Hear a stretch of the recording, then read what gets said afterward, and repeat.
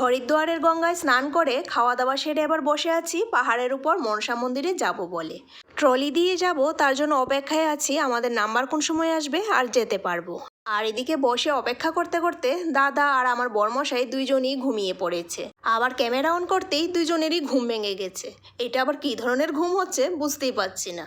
তো যাই হোক, এদিকে দুই ভাই তো ঘুমাচ্ছিল আর আমরা দুই যা মিলে করছিলাম এনজয়। যা করছিল ফটোগ্রাফি আর আমি করছি ভিডিওগ্রাফি।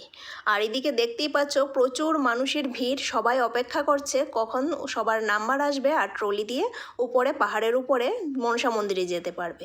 আর এখানে মানুষের এত গঞ্জনা ছিল, তার জন্য কিন্তু বাধ্য হয়েই ভয়েস ওভার দিতে হচ্ছে। তো যাই হোক, ফাইনালি 2-1 ঘন্টা অপেক্ষার পর আমাদের নাম্বার এসে গেছে আর আমরা বসে পড়লাম ট্রলিতে। আর 5-6 মিনিটের মধ্যেই পৌঁছে যাব মনসা মন্দিরে।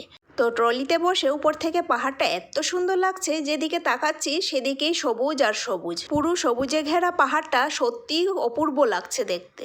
তো কিছুক্ষণের মধ্যেই তো পৌঁছে যাব মনসা মন্দিরে। আর আজকের মিনি ব্লগটা এতটুকুই। আবার দেখা হচ্ছে তোমাদের সাথে নতুন আরেকটা মিনি ব্লগের সাথে। বাই।